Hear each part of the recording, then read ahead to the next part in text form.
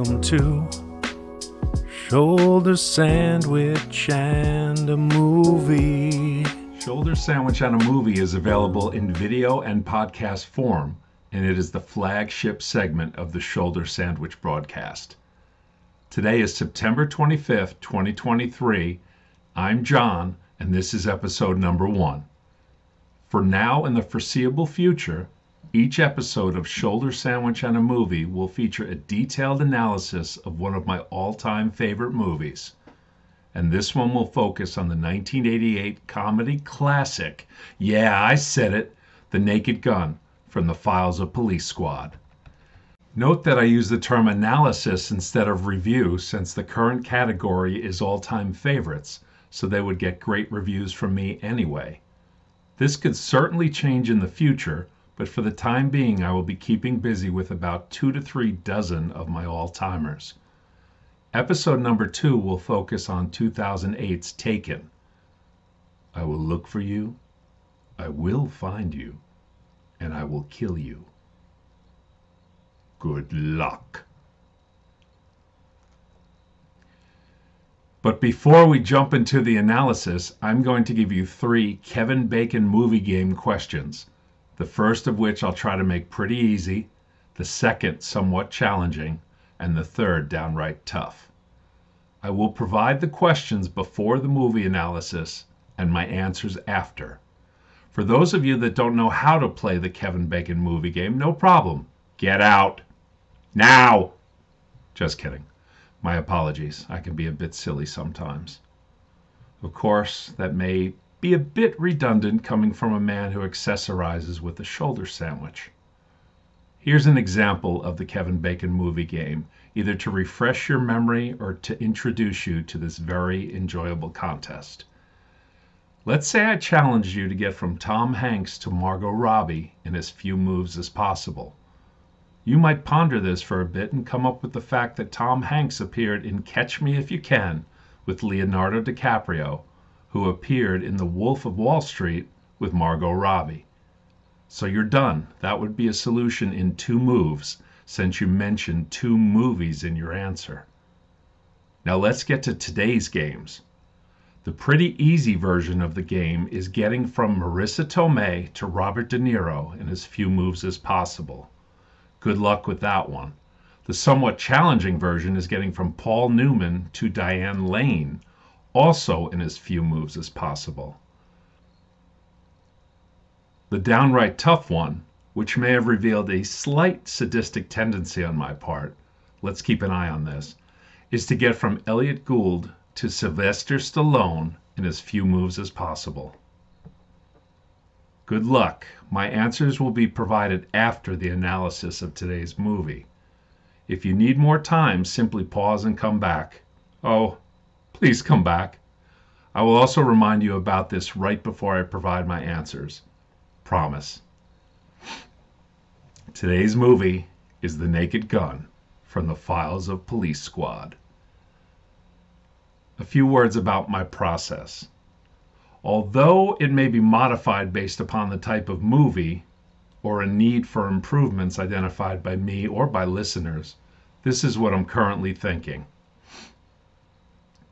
I'll start off with some basic information such as release date, major cast members, box office totals, and reviews culled from well-known sources like imdb.com and rottentomatoes.com. I will then provide what I consider relevant background on the movie. For example, for Rambo: First Blood Part 2, I would mention First Blood as well as the other movies Sylvester Stallone acted in up to that point in time. I will then share any interesting personal details related to the movie's release. At least I hope you'll find them interesting. I will then break the movie into scenes and then analyze them in order.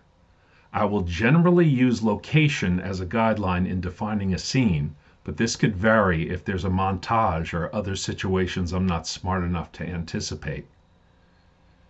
For each scene, I will note key characters that are introduced, any other of my all-time favorite projects they might have been in, cameos, trivia, confusing items, references I still make to this day, as well as two crazy clever acronyms I simply willed into existence.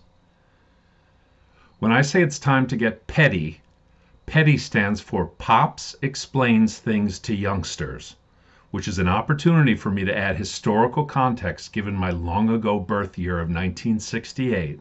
And when I say it's time for a photo op, FOTO stands for movie elements that are funny on their own, but the enjoyment may be enhanced by explaining how they came about. But wait, there's more. I also have two more acronyms that are just as clever, according to me.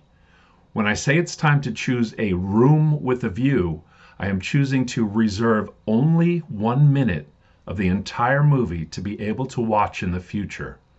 This must be one continuous minute, and it may be pretty obvious, or it may require a great deal of thought.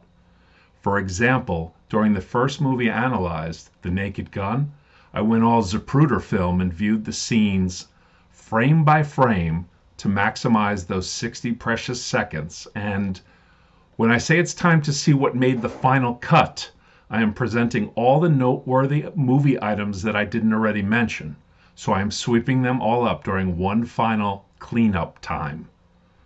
This will also include a discussion of how strong the beginning and ending of the movie were, thoughts about the soundtrack, and anything else worth mentioning. So, what do you think? Do I put the anal in analysis or what? If you are still awake and listening, I would really appreciate you sending any comments or suggestions to me at shouldersandwich@gmail.com. Yes, I know. How lucky was I that such an awesome email address was available. My goal is to make Shoulder Sandwich and a Movie as entertaining as possible, and your input is extremely important to me. Thank you so much.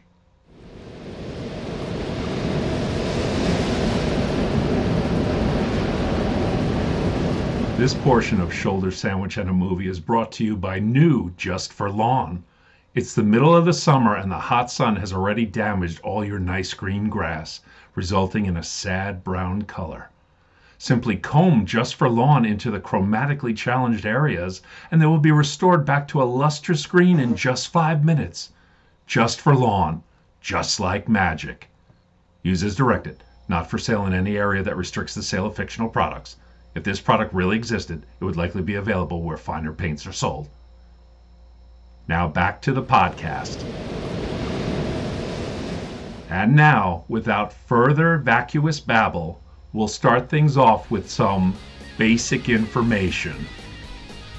I'm gonna break you off some basic information. Full title, The Naked Gun, from the Files of Police Squad.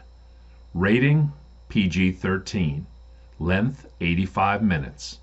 One-line plot summary: incompetent police detective Frank Drebin must foil an attempt to assassinate Queen Elizabeth II. Here's some box office information I had gotten from IMDb. The U.S. release date was December 2nd, 1988. The budget, $12 million. Opening weekend, $9.3 million. The gross, $78.8 million. Gross minus the budget, the difference is $66.8 million. And the gross divided by the budget, that ratio is 6.6. The average IMDb rating is 7.6 on a 10 scale. That's with 179,000 votes. And the Rotten Tomatoes critics rating is 86% based upon 58 reviews, and the Rotten Tomatoes audience score is 84% based on over 100,000 votes. Key personnel in the movie: Leslie Nielsen as Lieutenant Frank Drebin, Priscilla Presley as Jane Spencer, George Kennedy as Ed Hocken, Ricardo Montalban as Vincent Ludwig, and O.J. Simpson as Detective Nordberg. Directed by David Zucker, written by Jerry Zucker, Jim Abrahams, David Zucker, and Pat Proft. Produced by Robert K. Weiss. And that's today's basic information. Now we proceed to relevant background. Relevant background. Airplane, the 1980 comedy smash and likely future candidate for Shoulder Sandwich and a Movie, is well known for its rapid-fire servings of sight gags, puns, and slapstick. While this formula might very well spell success even with a group of unknown actors, what really made it a classic was the number of actors primarily known for serious roles prior to boarding this particular airplane. Lloyd Bridges, the father of fellow actors Jeff and Bo, has IMDb movie credits that began in 1935, and he might have previously been best known for the popular TV series Sea Hunt that ran from 1958 to 1961.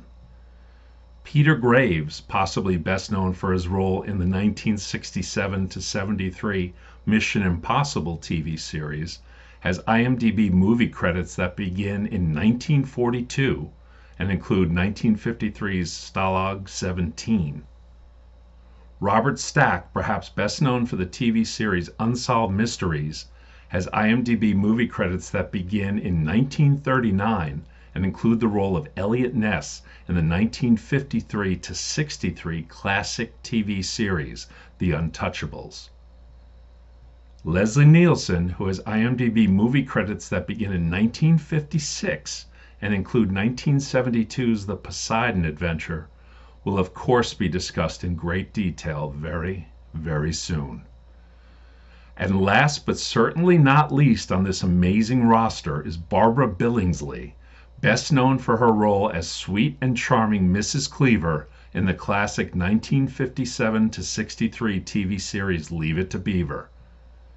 Miss Billingsley has IMDb movie credits that begin in 1945, and though I have scoured her myriad IMDb credits, I simply cannot find a pre-1980 role of hers comparable to that of the jive lady that she played so well in Airplane. From "Oh stewardess, I speak jive," through "Chump don't want the help, chump don't get the help, jive ass dude don't got no brains anyhow."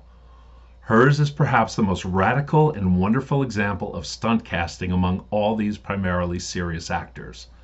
What I wouldn't give to have been there for those rehearsals.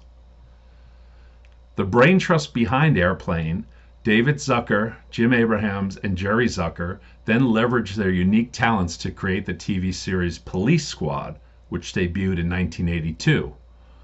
I posted a link to purchase the complete collection on DVD on the products page at internetreststop.com, but be forewarned, I receive a small percentage of every purchase.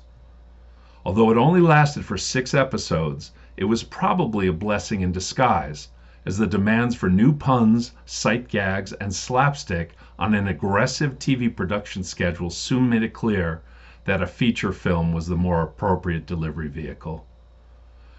In another blessing in disguise, in my humble opinion, Robert Stack was the first choice for Frank Drebin, and he turned it down. Although Mr. Stack was excellent as pilot Rex Kramer in Airplane, I can't imagine a more iconic portrayal of Frank Drebin than provided by Leslie Nielsen. As a bit of postscript to this section, in researching the prior serious roles of the cast of Airplane, I watched the trailer for the 1956 movie Forbidden Planet, in which Mr. Nielsen plays Commander J.J. Adams. In viewing the trailer that lasted maybe 4 minutes, I saw what I consider influences for future science fiction projects Star Wars, Star Trek, and Lost in Space. Perhaps the credit for this iconic sci-fi trio needs to be spread out more than I originally assumed. I will watch the whole feature film soon in order to feed my newfound curiosity.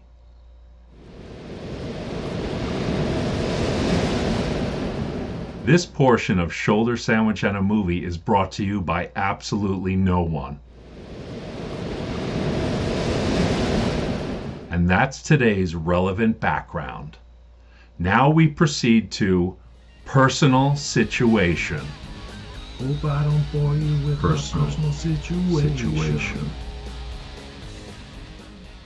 On the U.S. release date of December 2nd, 1988, I was about 6 months short of my 21st birthday and in my 4th year at Rutgers University.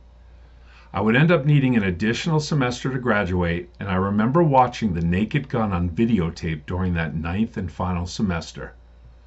That means I saw it sometime between September and December of 1989.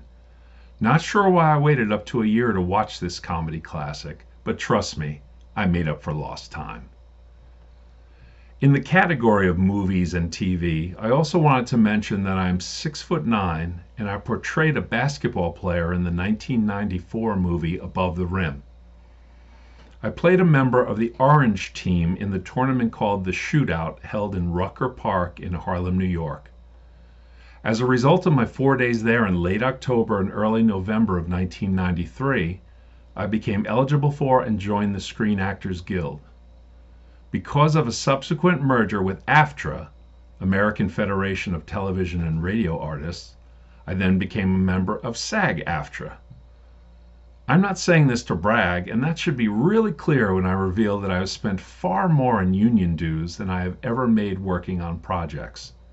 And just to pour a container of Morton salt into the wound, my lifetime union dues are probably a healthy multiple of my lifetime earnings. But to steer this back to movies and away from my unparalleled business acumen, I have appeared in 1994's Above the Rim, as well as a blink and you'll miss me moment in the 2020 film Worth.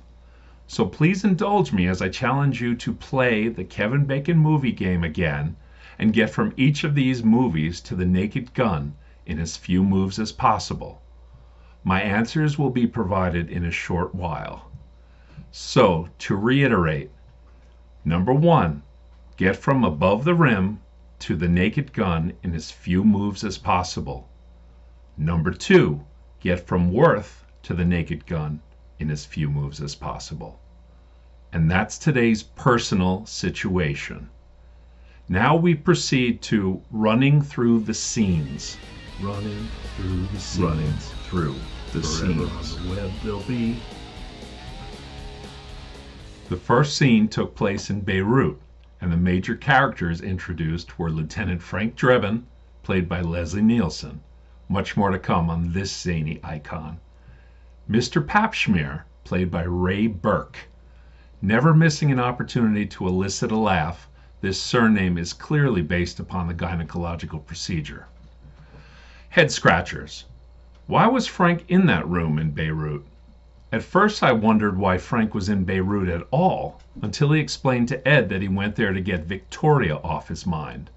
But that still doesn't explain his presence among the infamous world leaders, Arafat, Gaddafi, Khomeini, Amin, and Gorbachev, that were plotting against America. Now to the opening credits. Head scratchers. The studio wanted the filmmakers to come up with a new title to avoid confusion with the Police Academy franchise, with From the Files of Police Squad tacked on the end. According to director David Zucker, The Naked Gun was chosen because it, quote, promised more than the movie could possibly deliver, end quote. Oh, thanks. That clears it up. Now to the LA Harbor. Major characters introduced. Detective Nordberg, played by O.J. Simpson. More on this milquetoast, uncontroversial person in a moment. Vincent Ludwig, played by Ricardo Montalban. Perhaps best known for playing Mr. Rourke from 1977 to 84 on the TV series Fantasy Island. My research indicates he was in demand to play Mr. Ludwig based upon his role as, what was it? Khan!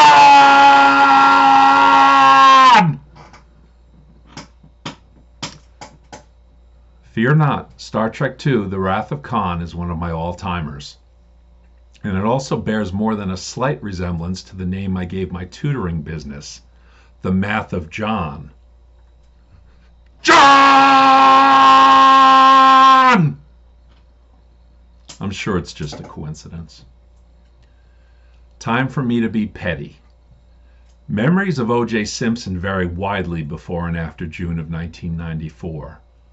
This may be hard for the youngsters to believe, but Orenthal James O.J. the Juice Simpson was fairly beloved at one point in time. The legendary USC and Buffalo Bills running back parlayed his fame into additional lucrative roles in the public eye, including as a broadcaster on Monday Night Football, a pitchman in TV commercials such as the iconic Hertz Rent-A-Car ad, and of course acting in roles such as Detective Nordberg. In my opinion, he did a good job in his comedy scenes, but few knew the troubles mostly hidden from public view.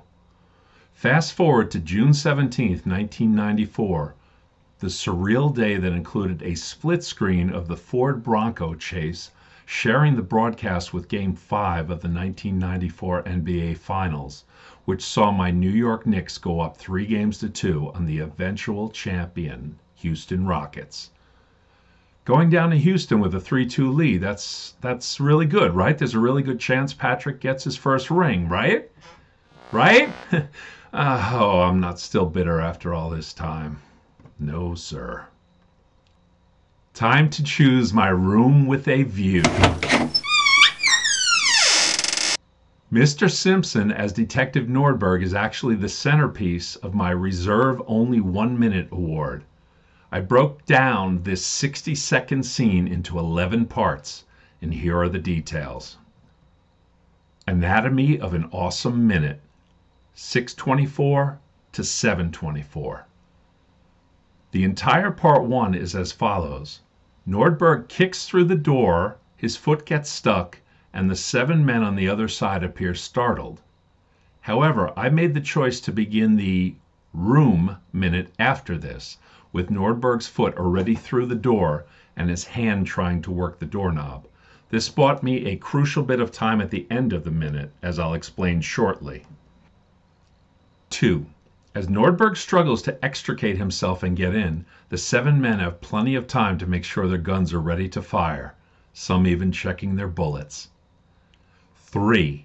Nordberg gets in, shows his gun and badge, and says, "Police, throw down your guns." 4. One man does comply and drops his gun, and the other 6 give him great, "Really?" looks. 5. The temporarily law-abiding man starts to pick up his gun from the floor when the door opens. Vincent Ludwig enters the room amid appropriately ominous lighting, picks up and returns the gun, looks at Nordberg and says, "Kill him," then turns back and leaves the room. 6. All 7 fire their guns at Nordberg, who stumbles backward and bumps his head. 7. He then reels and burns his left hand on a wood-burning stove. 8.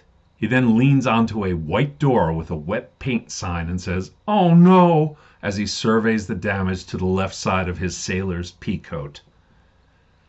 9. He then stumbles forward into a windowsill and gets his right hand crushed by a falling window. 10. He then stumbles forward, face first, into a wedding cake. And 11. The entire part 11 is as follows. Nordberg stumbles with cake-obstructed vision and gets his leg caught in a bear trap, screams in great anguish, hops over to the opening, and falls overboard.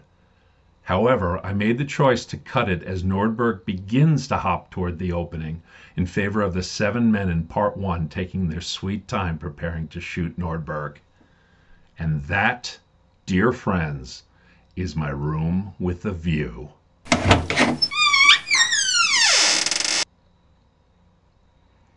The next scene is Los Angeles International Airport, LAX, and then Ed and Frank driving. Major characters introduced. Ed Hocken, played by George Kennedy. He won an Oscar for his role as Paul Newman's fellow inmate and escapee in 1967's Cool Hand Luke, so we can safely say he has acting range. He is also said to have shown a real emotion, anger, when he was not included in the cast of Airplane after having appeared in all 4 serious airport disaster movies. Cameo: Weird Al Yankovic as himself. Mr. Yankovic made a nice name for himself primarily as the king of song parodies, so appearing in this parody of detective movies seems like a natural choice. References I still make to this day. When Frank and Ed were driving from LAX to the hospital, Frank saw the anatomically suggestive structure on the side of the highway and remarked, "Something always reminds me of her," referring to his ex, Victoria. I recently saw a similar structure, but yellow, when driving from New Jersey to Pennsylvania, so I took a picture and posted it to Facebook with the caption, "No matter where my travels take me, something always reminds me of Marge Simpson." The first of two hospital scenes, major characters introduced. Susan Bobian as Mrs. Wilma Nordberg. I was going to focus on the interesting fact that she later appeared as a juror at O.J. Simpson's murder trial in season 1 of American Crime Story, but instead I wanted to make clear my belief that her work with viscous, fake mucus is incredibly underrated. Head scratchers. After looking at Nordberg's photo of the I Love You, Ed declares the boat to be out of Caracas and a Panamanian ship. First of all, in looking at the photo, I could see no reference to country of origin, and even if it did say Caracas, I would think that describes a Venezuelan ship. But that's just me. References I still make to this day. Frank. "Wilma, I promise you, whatever scum did this, no one on this force will rest for 1 minute until he's behind bars. Now let's grab a bite to eat." Whenever I'm faced with a semi-serious task, I often make some comment about how crucial it is to address the situation in a timely manner, and then immediately follow it up with a suggestion to do something frivolous. The mayor's press conference. Major characters introduced. Mayor Barkley, played by Nancy Marchand. Before this role, I remembered Nancy Marchand from the 1977 to 82 TV series Lou Grant, a drama which was somehow a spin-off of the classic comedy TV series The Mary Tyler Moore Show, which aired from 1970 to 1977. But all her other credits take a back seat in comparison to her portrayal of Tony Soprano's mother, Livia, in season 1 of The Sopranos, until the time of her death in 2000. Scene at the docks, the harbor area. References I still make to this day. "Please disperse. There's nothing for you to see here. Keep moving." This is a policeman with a megaphone standing right in front of two people, and the only two that he is addressing with the megaphone. This is the first of two variations on the "Please Disperse" theme. The second will be noted soon as well. What a comedy classic that not only has "Please Disperse," but you would have to say, which one? Ludwig office, first of three, then driving. Major characters introduced. Jane Spencer, played by Priscilla Presley. Elvis Presley's widow made a name for herself as an actress in comedic and dramatic roles, and historians will have to decide if first choice Bo Derek would have been better in the role of Jane, having shown some comedic ability later in 1995's Tommy Boy. Dominique, played by Charlotte Zucker. The mother of David and Jerry Zucker does an excellent job as secretary to Vincent Ludwig, especially in a subsequent scene in the same location. The Police Squad Lab. Major characters introduced. Al, played by Tiny Ron. At 7 feet tall, this gentleman was only 3 inches taller than me, yet they made him seem so much taller than the 6'1" Leslie Nielsen. Ted Olson, played by Ed Williams. Ted's character is a tribute to Q from the James Bond movies. References I still make to this day. Frank. "There's something on the side of your mouth, Al." "No, the other side." A super cool friend and I will replicate this interaction, ideally with at least half a banana or something equally substantial. Hospital, then the chase, then the fiery spectacle. Cameo, driving instructor played by John Houseman. John Houseman, to the older folks among us is known as a professor in a movie and then a television series called The Paper Chase. And Mr. Houseman also won an Oscar for his portrayal in the movie itself, which I believe was released in 1973. References I still make to this day. All right, move on. Nothing to see here. Please disperse. Nothing to see here. Please. The first please disperse sight gag down at the docks involved a policeman with a megaphone instructing two people right in front of him.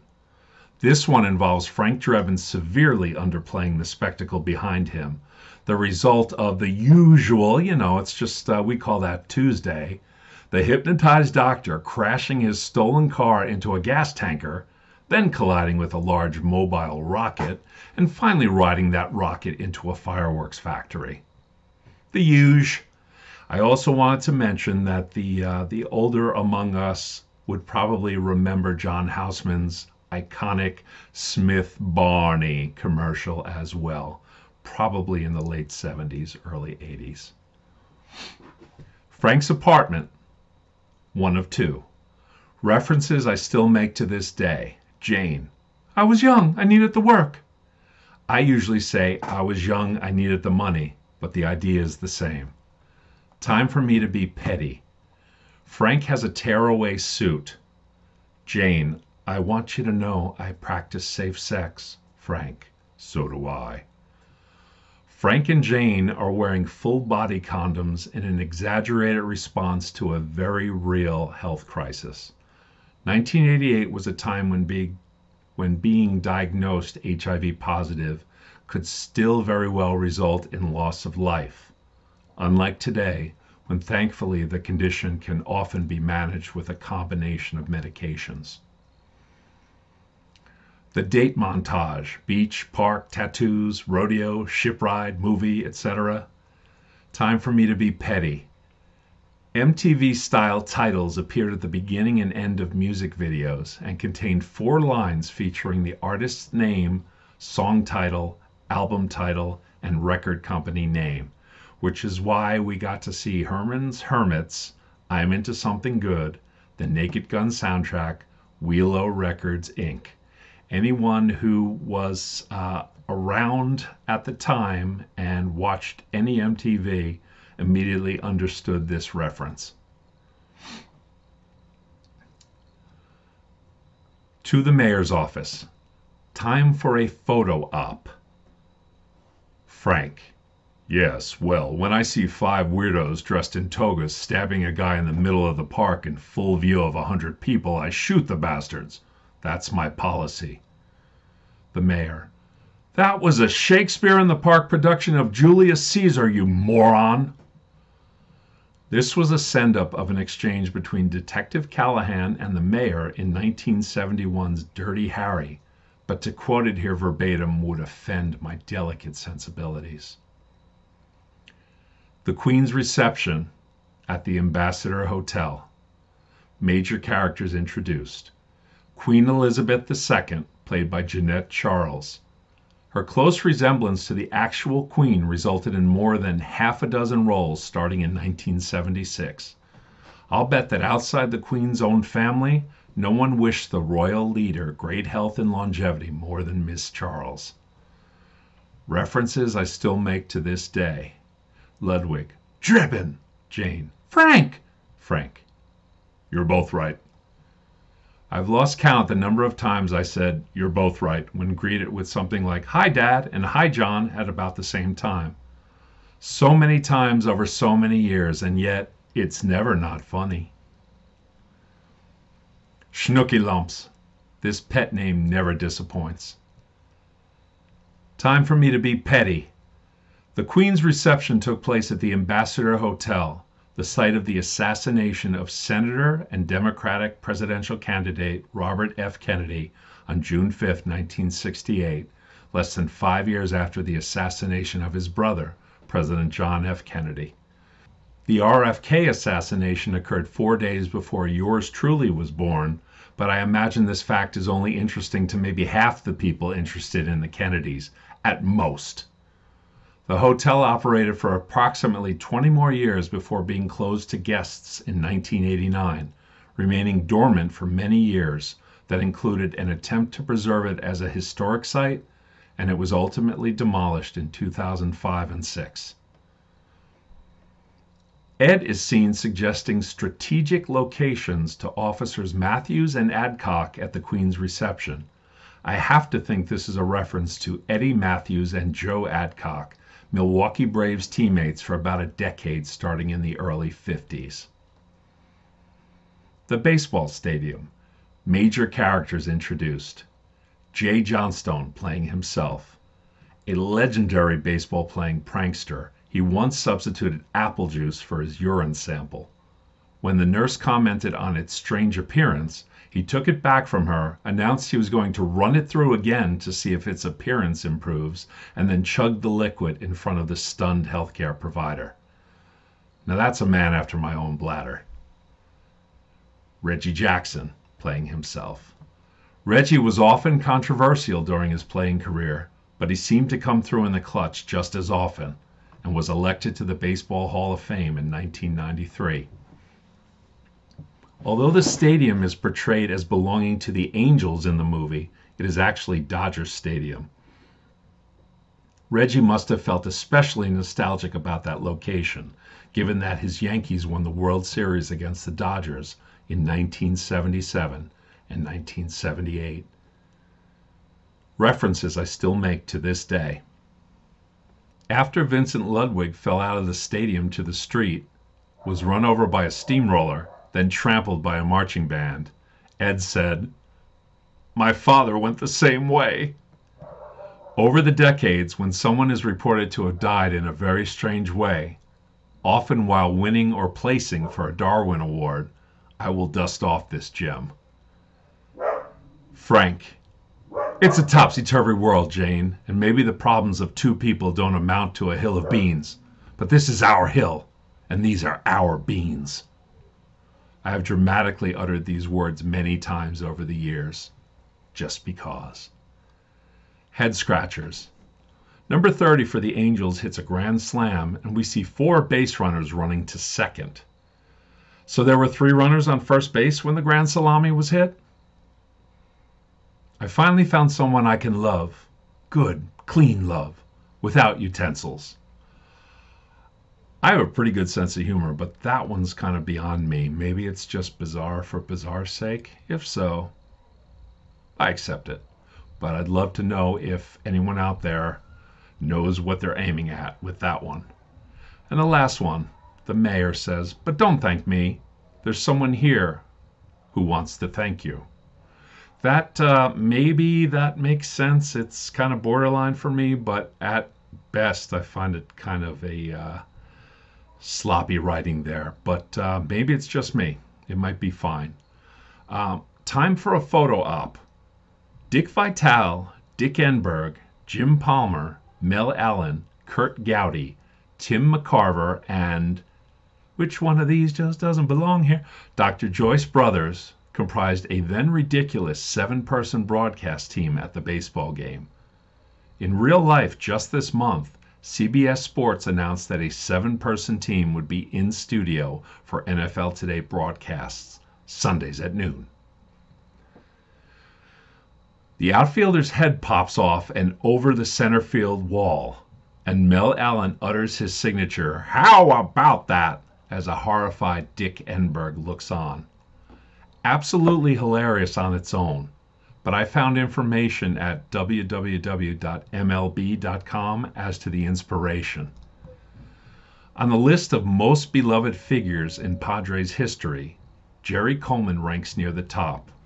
Along with Tony Gwynn and Trevor Hoffman, the legendary broadcaster is one of 3 people immortalized with statues at Petco Park. He was revered for his down-to-earth demeanor, his excitable personality, and an occasional malaprop too. Coleman's most notable mishap on the mic came during a late 70s call in which Coleman mistakenly implied a headless Dave Winfield. Quote, "Winfield goes back to the wall," Coleman began. "He hits his head on the wall and it rolls off. It's rolling all the way back to second base. This is a terrible thing for the Padres. And that's today's running through the scenes. Now we proceed to the final cut. It's the final cut The final time. cut. LAX, then driving. Frank. And you came down here to get the hot story, didn't you? Pictures of me to sell your lousy newspapers. Sure, you think I'm a big hero, the man of the hour. Well, do any of you understand how a man can hurt inside? Ed. Frank, they're not here for you. Weird Al Yankovic is on the plane. 2. Ed. Not much, just that he's an Olympic gymnast and it's the best sex she's ever had. 3. Ed. Doctors say he's got a 50-50 chance of living, though there's only a 10% chance of that. Hospital scene 1 of 2. The doctor. Mrs. Nordberg, I think we can save your husband's arm. Where would you like it sent? 2. Frank. I love you too, Nordberg. 3. Wilma. Who would do such a thing? Ed. Well, it's hard to tell. Frank. Could be a roving gang of thugs, a blackmailer, an angry husband, a gay lover. 4. That's no way for a man to die. Frank. Yeah, you're right, Ed. A parachute not opening, that's a way to die. Getting caught in the gears of a combine, having your nuts bit off by a Laplander, that's the way I want to go. And let's stop to acknowledge a great cinematic moment involving viscous mucus. Thank you. 5. Ed. Just think positive. Never let a doubt enter your mind. Frank. He's right, Wilma, but I wouldn't wait until the last minute to fill out those organ donor cards. 6. Ed. Wilma, as soon as Nordberg is better, he's welcome back at police squad. Frank. Unless he's a drooling vegetable, but I think that's only common sense. 7. Ed. Frank, when Nordberg said I love you, he was telling you the name of the ship. Frank. I realize that now. Mayor's press conference. Frank. Let's also take a moment to acknowledge Frank's disgusting snort, which could easily get lost among the lower order bodily functions. Something like, I can't even do it justice. Frank. Protecting the safety of the Queen is a task that's gladly accepted by police squad. For no matter how silly the idea of having a queen might be to us, as Americans we must be gracious and considerate hosts. And then during Frank's marathon urination, during which he still is wearing the active microphone. Whoops! Uh-oh! You can only imagine what's going on then. To the Docks Harbor area. Number 1, Ed. You want to take a dinghy? Frank. No, I took care of that at the press conference. Number 2, Nordberg's floating chalk outline. 3, the $20 going back and forth with the dock foreman. Drebin ends up making $20 to $40, depending on whether or not the foreman pays the $20 he borrowed from Frank Drebin. I'm going to say Drebin ended up making $20. First scene in Ludwig's office. Ludwig. Lieutenant? Frank. The feeling is mutual. Cuban? Frank. No, Dutch-Irish. My father was from Wales. Frank again.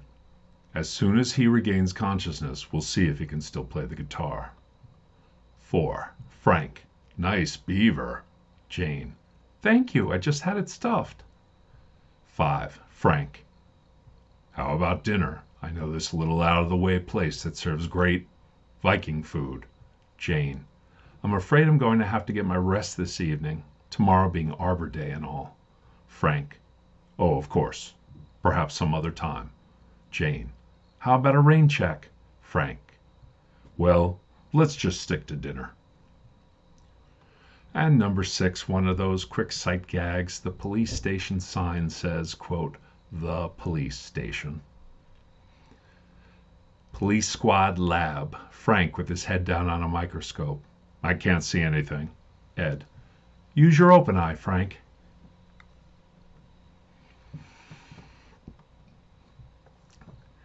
Ludwig's office.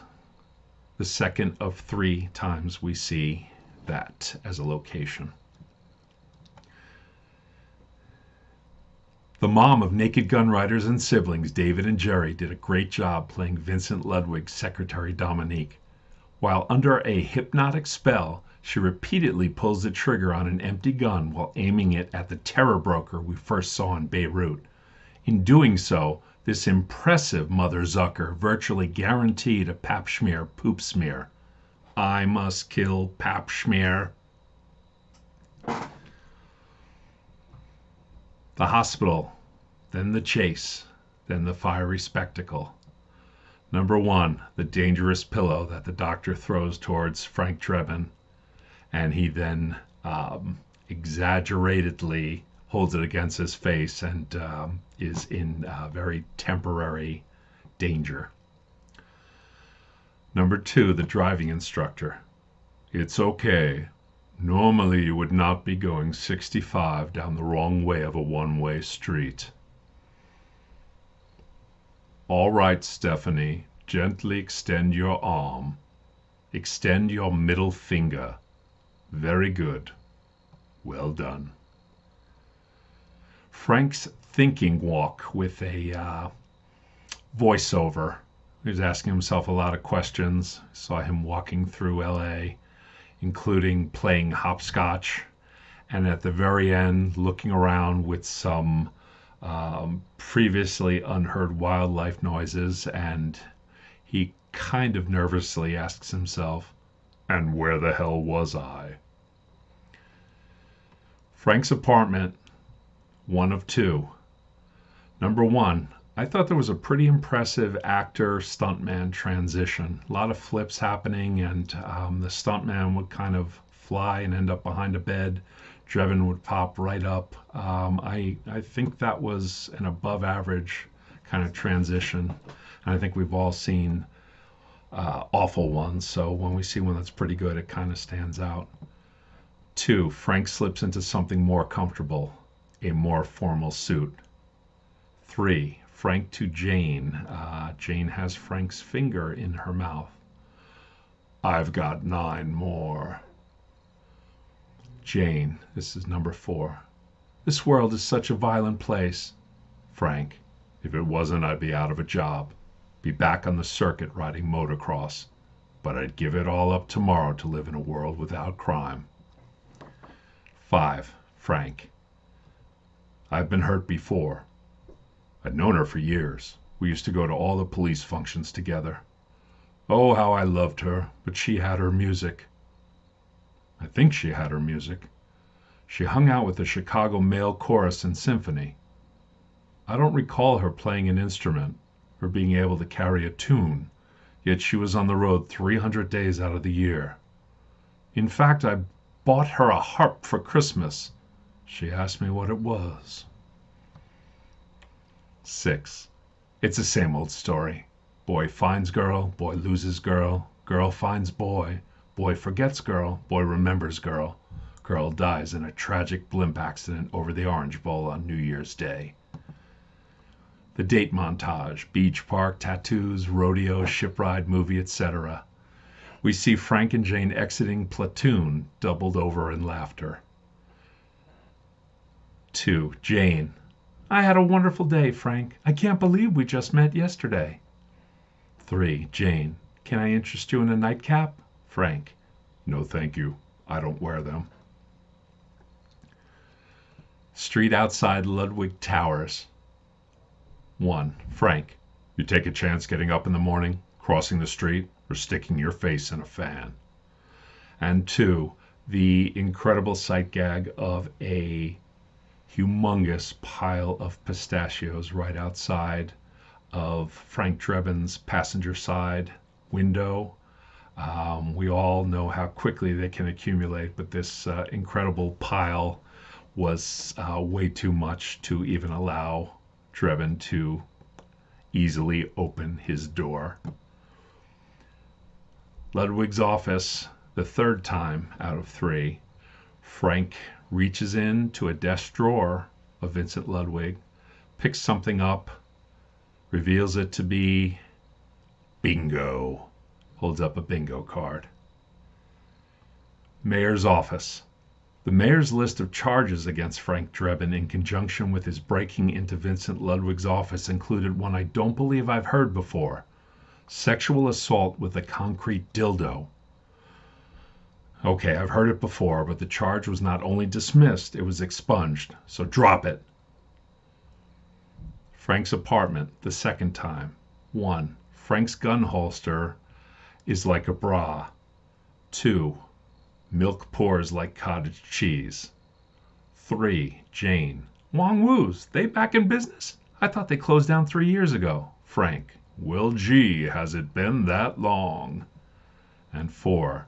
Something's moving on top of the freezer behind Frank Drebin's confused face. The 7th Street Stockyards. Frank, once one of Ludwig's henchmen, starts firing his gun at Frank. I'm sorry, I can't hear you. Don't fire the gun while you're talking. Queen's reception, Ambassador Hotel. 1. Ed's gun and wallet are removed from Ed's suit jacket by Frank, who believes he is frisking a gentleman at the reception. Frank. Look, Ed, he's got a picture of your wife. Ed. Ethel! Punches the man. Frank. All right, anyone else here seeing his wife? 2. Frank. By the way, I faked every orgasm. At police squad. Ed. What is journalism coming to? You're laying on top of the Queen with her legs wrapped around you, and they call that news. Baseball stadium. In order to avoid scheduling conflicts with Major League Baseball games, all the scenes at Dodger Stadium were shot first. After production at the stadium wrapped and the crew turned their attention to non-baseball matters, producers were shocked to learn that Leslie Nielsen subsequently grew a full 3 inches, creating a serious continuity issue for... Wait, sorry. That's what happened to Anthony Michael Hall during the filming of National Lampoon's Vacation. My apologies for the oversight. But the filming first at Dodger Stadium is true. 2. The dirtbag squatting in the Queen's section at the stadium is awesome. 3. The entire national anthem with Drebin as Enrico Palazzo. When you see Palazzo being given credit for the anthem, that also includes Drebin not knowing the words and saying things like, bunch of bombs in the air. Wonderful. 4. Dick Enberg. While the fans are awaiting the first pitch, they're being entertained by the stadium's angel vision, showing some of those unusual moments in baseball over the years. Shortstop getting hit by a car, runner going to second base and then being mauled by a tiger. You should have stayed on first. You probably saw the tiger. Before we did, at least. And the scratch and spit montage. Wives spit too, but of course they don't scratch. That would be uncouth. 4. Drebin gets caught up in his umpire power, calls the 3rd strike before the ball even crosses the plate. The song I Love L.A. integrates well with the Frank frisks all the players montage. The reconciliation of traditionally antagonistic groups after everyone views Frank and Jane's happy resolution on the stadium's Angel Vision screen is great, including a large dog and a mailman. Jane. Oh, Frank, everyone should have a friend like you. This final line, which coincides with a strong pat on the back from Frank to Nordberg, causing Nordberg to descend in his wheelchair down the stadium steps, crash at the wall, and go flying high in the air, is a great final sight gag before we go to the credits. And in the closing credits, if you wait for them, take a look, and with a movie like this, why would you leave, right? There are credits for a man and woman deleted from the fireworks scene, and then assistant to Mr. Weiss. Mr. Weiss is the producer and second unit crew director, followed by secretary to Mr. Weiss, Mr. Weiss's wardrobe, and finally Mr. Weiss's divorce attorney. And later on, very helpful public service announcement. In case of tornado, southwest corner of basement. Jesse Ventura, he of the usual career progression from wrestler to actor to governor, has an uncredited role as baseball announcer. I would love to hear that his business card reads, Governor Jesse the Body Ventura. Now we turn to thoughts on the opening and closing of the movie, the soundtrack, and items in the news. Regarding the opening, you can't do it much better than Frank kicking some butt in Beirut, then the police car's point of view, driving through some zany locations as the credits appear, then transitioning to Nordberg at the LA Harbor, which, as you'll recall, was named my room with a view because it contained the one continuous minute I would take from this movie and keep forever. Regarding the closing, the scene with a recuperating Nordberg announcing his impending return to Police Squad, of course delayed by Frank's over-exuberant pat on the back, leads nicely to the closing credits. But it doesn't even end there, as sharp-eyed credit watchers are rewarded for their loyalty. And the soundtrack, while not overflowing with songs, contains some classics like the Star-Spangled Banner, and a couple of contemporary songs that meet the moments, namely Herman's Hermits' I'm Into Something Good, to accompany the I Can't Believe We Just Met Yesterday montage, and Randy Newman's I Love L.A., paired well with Frank's attempts to frisk all the players before the seventh inning stretch. Couple of news items to close out this analysis of The Naked Gun. 1. 2023 marks 35 years since the release of The Naked Gun, and there appears to be a 35th anniversary edition in the works.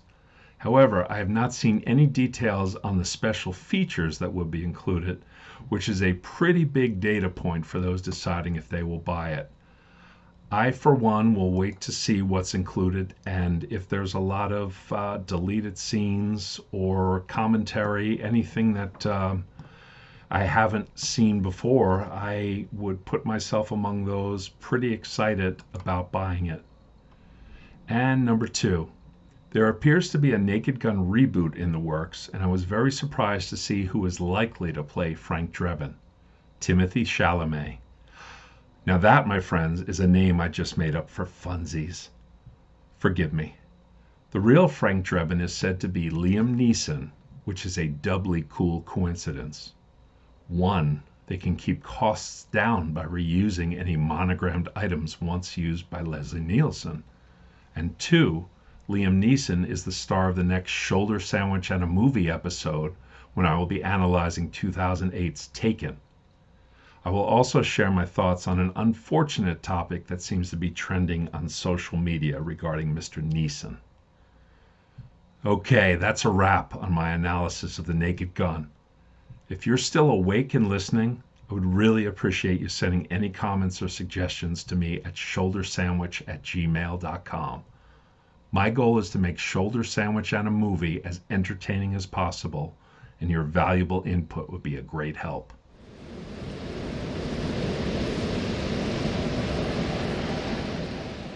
Okay, now to my answers for my own narcissistic Kevin Bacon movie game. 1. Get from above the rim to the Naked Gun in as few moves as possible.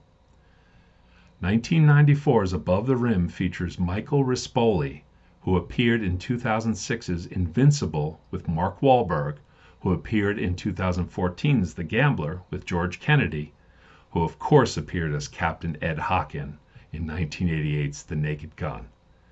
This required 3 actors, so it would be considered solved in 3 moves. And I believe Michael Rispoli might be better known to folks out there as Jackie Aprile, who succumbed to cancer in the first season of The Sopranos. Number 2, get from Worth to the Naked Gun in as few moves as possible. 2020's Worth features Michael Keaton, who appeared in 2010's The Other Guys with Mark Wahlberg, who appeared in 2014's The Gambler with George Kennedy, who appeared in The Naked Gun. This required 3 actors, so it would be considered solved in 3 moves. Okay, now to my answers to the non-narcissistic version of the Kevin Bacon movie game. As promised, here's a reminder. If you want more time, pause now and come back. But really, come back. Please. Okay, number 1. Easy. Get from Marissa Tomei to Robert De Niro in as few moves as possible. Marissa Tomei appeared in 1992's My Cousin Vinny with Joe Pesci, who appeared in 1990's Goodfellas with Robert De Niro. This required 2 movies, so it would be considered solved in 2 moves.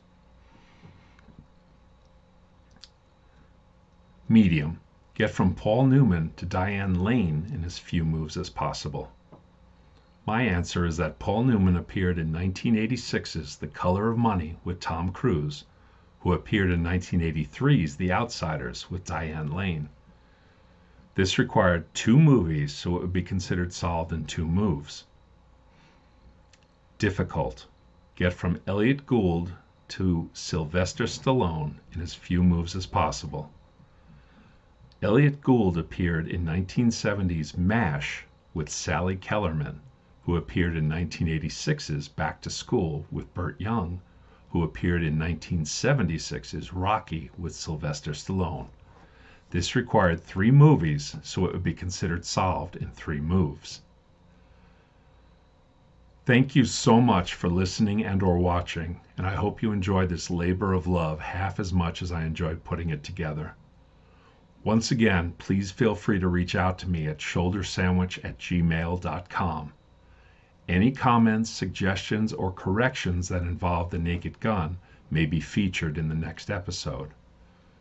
Speaking of the next episode, the subject will be 2008's Taken, in case you need a cinematic refresher.